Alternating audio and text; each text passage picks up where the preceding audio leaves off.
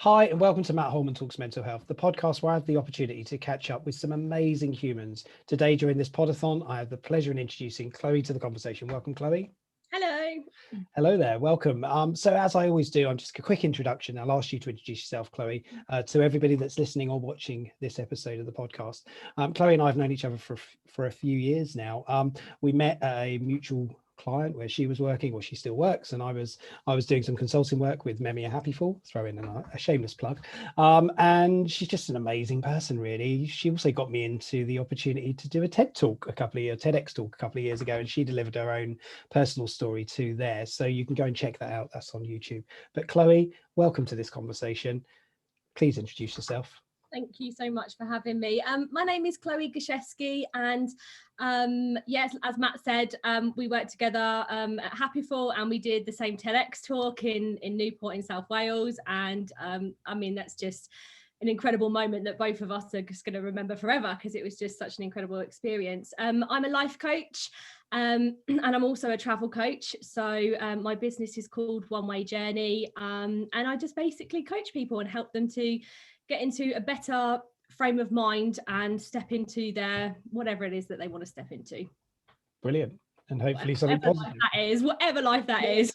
Something positive, yeah. Careful what you step in sometimes, right? But that's a good thing. So so brilliant. So welcome, Chloe. I'm so happy to have this opportunity to talk to you on this session. And this is really important. We tend to do like big events together, don't we? It's like a TEDx talk. Big event. This is a big event. This is a big event. This is lots of people talking about mental health, and it's brilliant. So there we go. So that's leading into the big question. So talk about your journey with life, with mental health, and that's what we're trying to sort of bring to light in these conversations. So it's over to you. Tell your story.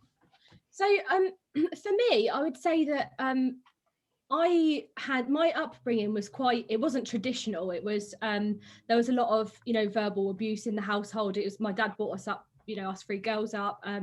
He was not in a good frame of mind himself, so therefore that was what came out onto us as children growing up. So with that being said, I've always been this really happy-go-lucky person, just really kind of vibrant and loving life. And so I would say mental health, in the sense as I understand it now as being a problem for myself, didn't actually catch me until my sort of late 20s. Considering all of what I'd been through throughout my youth, you would have thought that it probably would have got me a lot sooner, and it wasn't. It was much later in life. So in 2015, I think what kind of started it off was I hadn't properly grieved for my nan's death, and I was very, very close to her.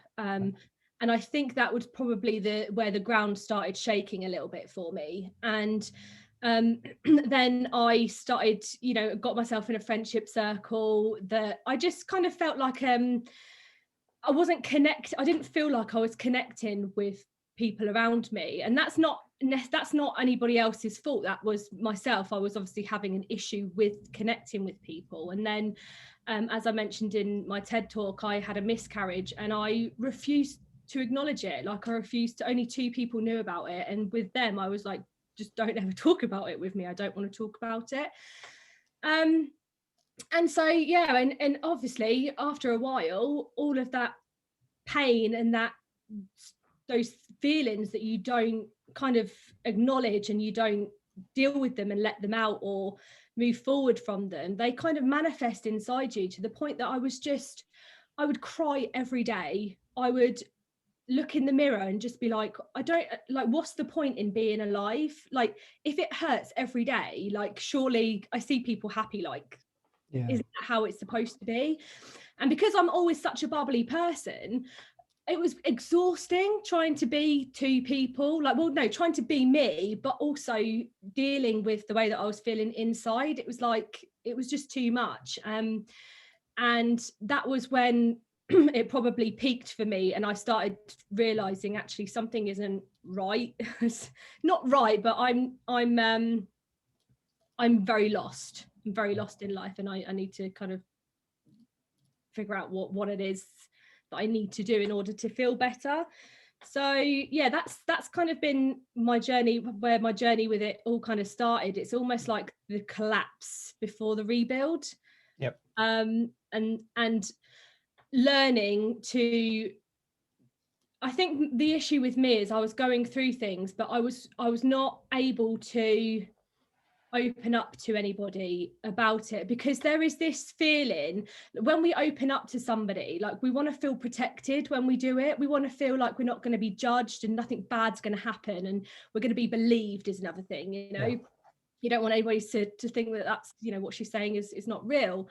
And all of those things just kind of made me refuse to even acknowledge that there could have been an issue that I needed to face. And yeah, so for me, I just, in the end, you know, as you already know, Matt, and anybody else who knows me that's watching this, is I went traveling, and that was a form of self-discovery for me. It didn't fix me by any means, but it was the start of something that you know, started that movement. So that's my journey. And it's still happening, isn't it? And it is. Your wings have been clipped a little bit at the moment. You said before this you'd fly from Cardiff to Bristol if you had the chance, just to leave the country for a minute, right?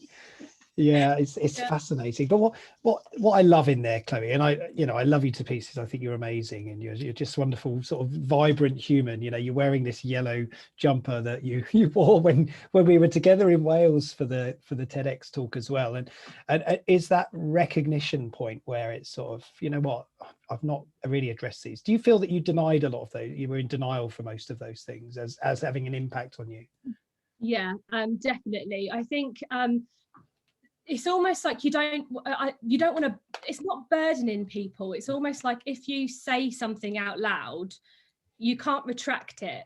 Yeah. You know, and actually quite a lot of the times, and still now, I will have a rant about something, or I'll say how I feel about something, and immediately after I feel so much better, but then I feel a little bit silly, right? Because I already feel better, and I'm like, oh, that's silly, you know. And there is that kind of element of guilt and shame, and something that I believe in is, you know, everybody has their own capacity to deal with pain.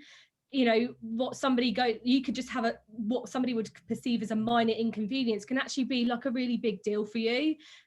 It shouldn't be based on you know, how big a colossal issue it is that you're facing. It is just, you know, if you feel in some way, it's about getting to a place where you're able to release that and kind of let it out and face that this has happened, and not be ashamed of how life comes about, because life happens. It does, and it goes on all the time apparently. So yeah, it's sort of, and so that journeying element then. So you sort of you came to this sort of realization of what was going on, and you decided to make some changes and decided to go on an adventure. Yeah. How was that though? Because that was quite a big adventure, right? It wasn't just a so thing.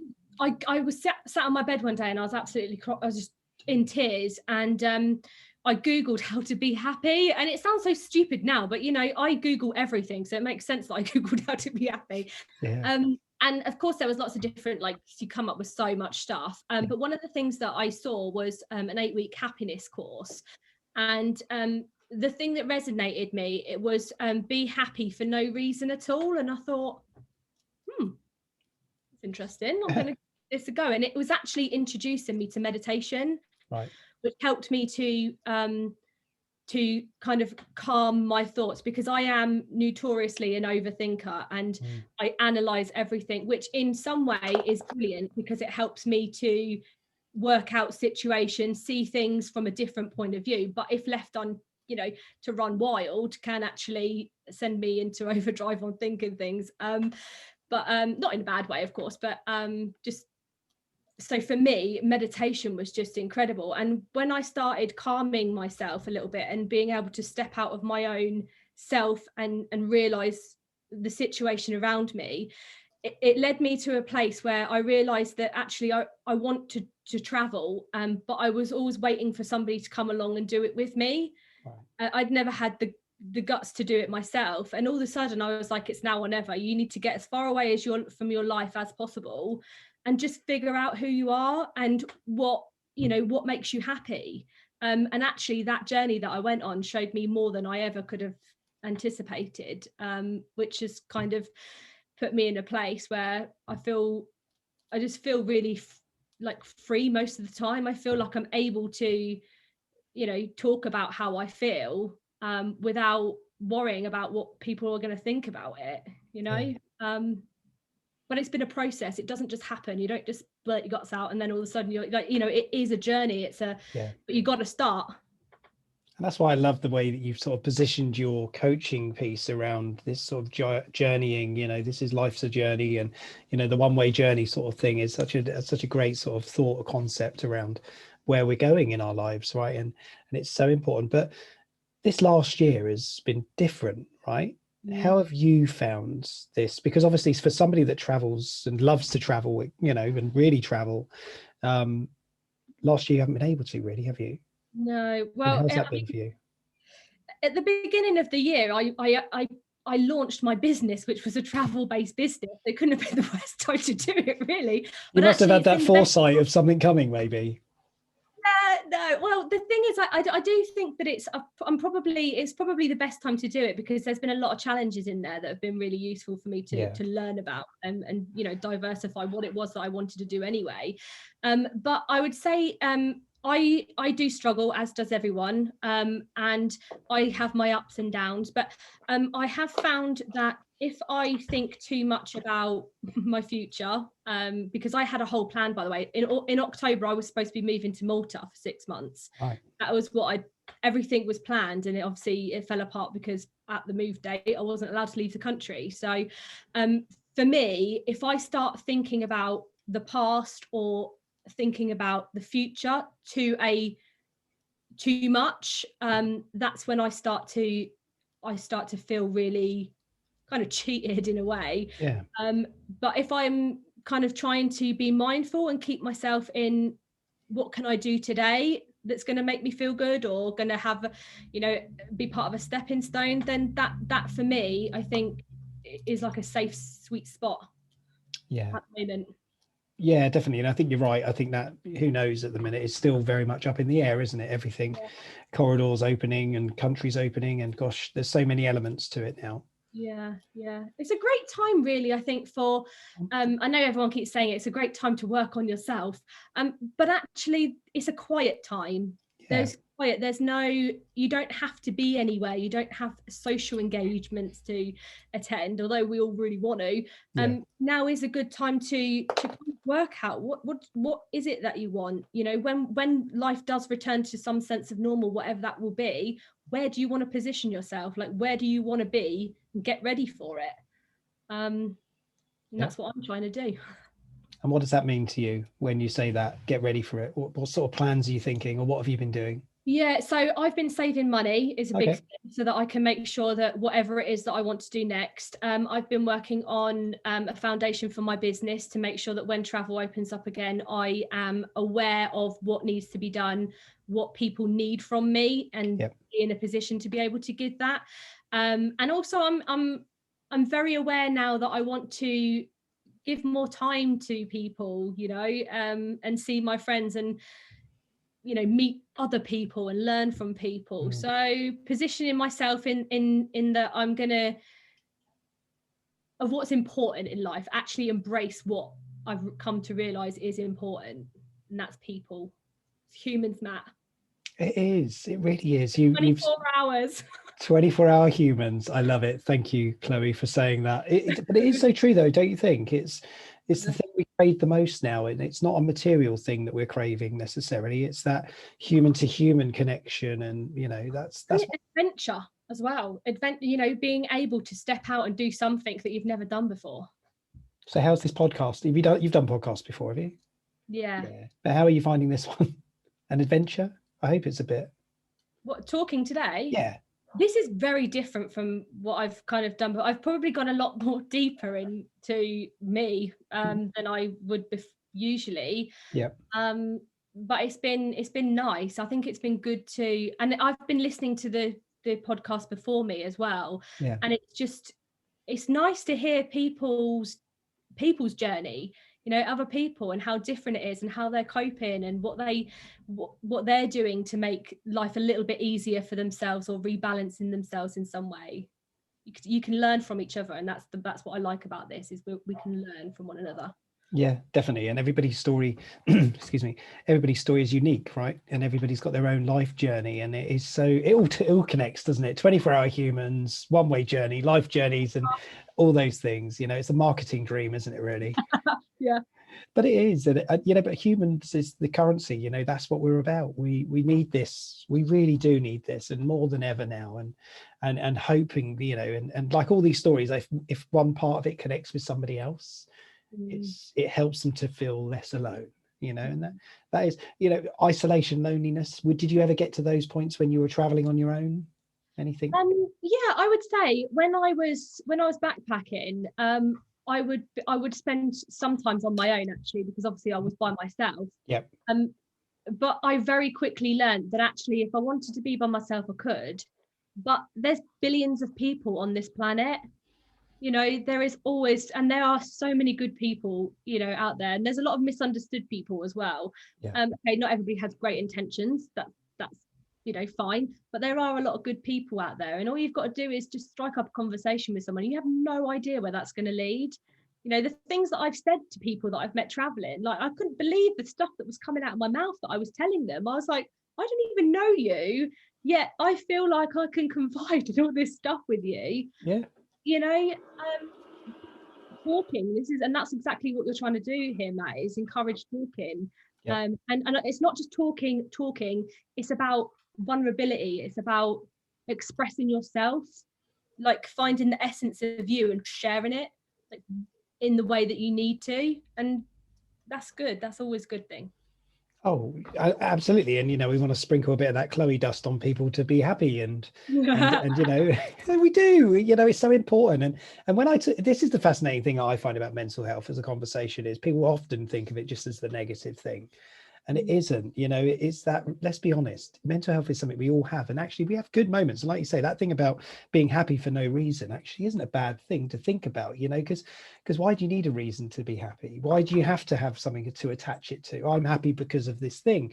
I can just be happy, or I can feel sad for no reason as well, in the converse sort of thought of that. And I think that's what we've got to try and encourage people to recognize is, everything we do, the traveling you do, not being able to travel, the coaching you do, and not being able to launch your business properly, they're all having impacts on mental well-being. But it's the way you take that and use that. So I don't know how you feel about that, what I've just said, but that's how I feel. Incredible. That's exactly what I think. And I think it's important for everybody to remember that nothing is permanent. Everything changes. Everything's always changing. Your current situation that you're in is going to change. And we are actually, believe it or not, I know a lot of people don't want to believe it, but you actually are so much more in control of your life and your future than you know. You just kind of got to take hold of it and know that the change is coming, and it's, things are going to be different. Yeah. The challenge we've got is time, of course. The change is coming, but when? Huh? Change is coming now. Next. It's coming now. Oh, okay. Sorry. Yeah, let's move on. Yeah, it's coming. It depends when you're listening to this, though, I guess, right? So if you're listening to this in 3 months' time, maybe change has already happened. Maybe we're already there. This is a piece of content that will be out there for a long time. You did what? Sorry? Yeah, it's exciting. Have no expectation. Have no expectation of what's going to change, and then you'll be pleasantly surprised when it does. Yeah, it's brilliant. We just need to bottle all these thoughts of, positive thinking is so important, of course. And so when you do your travel coaching, let's go to when, not if, because it's not an if, it's a when. What are you going to be helping people to understand? What are you going to be teaching or educating people on? It's mostly, for what I'm focusing on, is people that want to use travel as a form of therapy. Okay. If they are, because I can only relate to my own journey that I was on. Yep. A lot of people go traveling, they kind of will spend time partying, drinking, miss the whole point of it, and kind of come back not even having an amazing time. But it's for people that want to use travel as a means to just self-discovery, personal development, improving mental and emotional health. So it's basically coaching, but with that intention. And of course, I've done a lot of travel solo and with other people, so I've got some wisdom to share in that department. And what was the base in Malta about? What was that? Any particular reason? I just am so desperate, Matt, to live in the sun. So Okay, desperate. fair enough. Yeah. And I love Malta, and I just decided, I put it on my vision board. I was headed there, and then I was very cross at the universe for not letting it happen. But something better is coming, so it's fine. Okay. And what does it say now? Does it still say Malta, or have you put something else on your vision board? Well, I did actually put, there's a place in Spain and Northern Cyprus that I'm going to check out when I'm allowed to travel. Okay. Just to see if there's a better option, Way. Who knows? What? Try them all, right? I'm rolling with it, whatever comes. You've saved the money, go and try it all. Enjoy it. It's the most important thing, isn't it? You've got to enjoy it and live every day. We are coming to the end of this, believe it or not. This is just like it feels so quick conversation, but it's been, for me, a pleasure. I love chatting to you anyway, and we've always had a laugh, and for the 3 false starts that we had before we actually managed to record this, thankfully we managed to get through the end of this one. Any thoughts or wisdom you want to share or impart on people? Any closing comments you want to share? Just, as I say, just don't put an expectation on what an outcome of anything is going to be. Find somebody that you can trust to be vulnerable with, whether that be a professional like a counsellor or life coach, or I actually saw a hypnotherapist, and I actually went to see him for hypnotherapy, but ended up talking to him about all sorts of other stuff, which, just find somebody that you can offload to, and think as positively as you can, as much as you can. I know it's not easy sometimes, but have a goal and work towards it. Brilliant. Anywhere that people can find out more information about your travel coaching? Yeah, so that's www.onewayjourney.com. There's a nice big banner of me at the front in the sea, so it'll get you all hyped up for some travel. That's going to sound really good for those people listening to this on the podcast. So get yourself on there, take a look at Chloe, and it'll all be great. I have clothes on. No, okay, good. Phew. That disclaimer out the window. Yeah, that's how everybody's like, I'm not going on there now. Exactly. Yeah. Don't. You paint whatever picture you like. Oh my gosh, it's so funny. I could laugh all day talking to you. It's so fun talking to you. So we're pretty much done, and huge thank you from me, really, just for coming in and lighting up the room with your yellow jumper and your daffodils, and I didn't knock them over. I thought I was going to knock them on the floor. I'm so impressed with me. I'm still shocked they're real, but anyway, that's just you can get anything nowadays, can't you? So as I always do at the end of these, huge thank you to you, but also if anybody is struggling or you do have any worries or concerns, of course, we had a bit of a light-hearted conversation about some of it, but there was some serious thoughts and things in there. If you are worried, if you do need extra support, please know somebody is always available. There always is somebody at the end of a phone line. Samaritans is a great resource or organization. If you do need support, 116 123, you can call anytime. It's free, confidential. You can have a nice chat with somebody just about what might be worrying you. So always know there is somebody there. That's it. We're done. Thank you, Chloe. This is episode 4 of the Podathon done. And I look forward to catching up with you soon. Look after yourself. Thank you so much. Take care, everyone. Bye.